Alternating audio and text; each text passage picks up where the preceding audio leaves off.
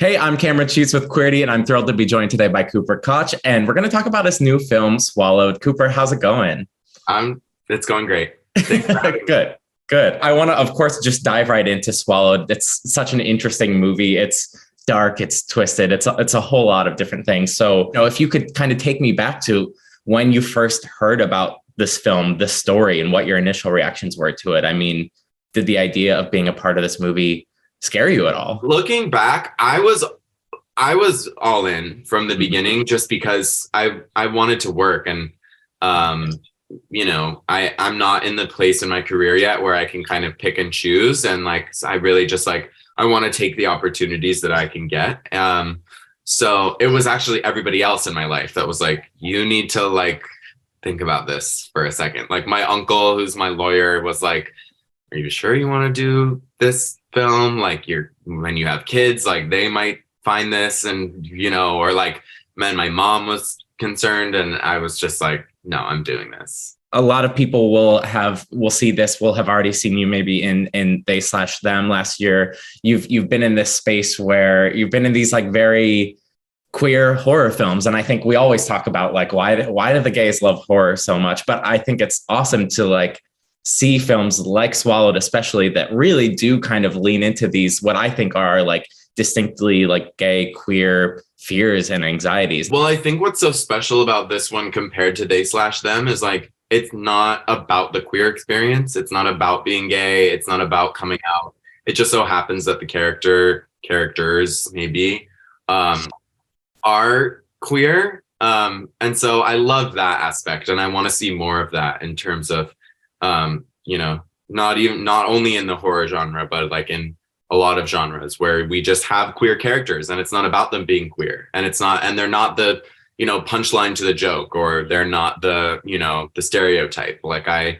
I want it to just be normalized, and so it's an honor to be leading a project that showcases that. I totally agree with that. I think that's definitely true of this film, but I also do like that there are elements of course, who Benjamin is. I mean, he is this queer guy. So that comes, we see that manifest in certain ways within the story. Yeah. He's kind of hopelessly in love with his best friend, which is such a relatable experience for a lot of us. Totally. And I think that isn't just a queer experience. That goes for so many. That's all around, whatever sexuality you identify as. Anybody can relate to unrequited love, especially me. I was gonna say, right, I'm definitely bringing my own baggage to viewing it. Yeah. I wondered if you had the same thing where you're okay. I definitely have the baggage. There are some of these fantasies you might have as that gay friend, pining after your straight friend, that do, in this very dark, transgressive way, get to play out for Benjamin. I mean, to not spoil too much, Dom's got his head on his shoulder at one point, his pants are around his ankles. That's besides the point. But I think it's so fascinating to see the film lean into that.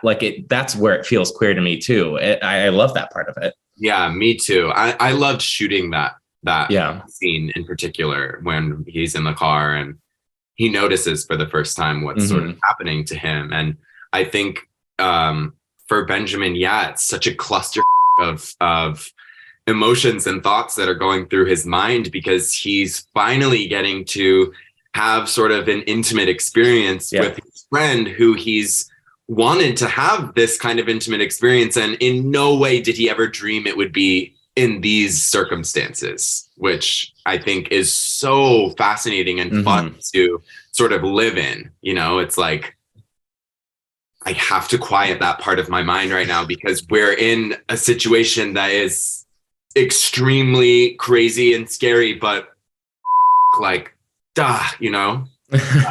yeah. So that's definitely a queer.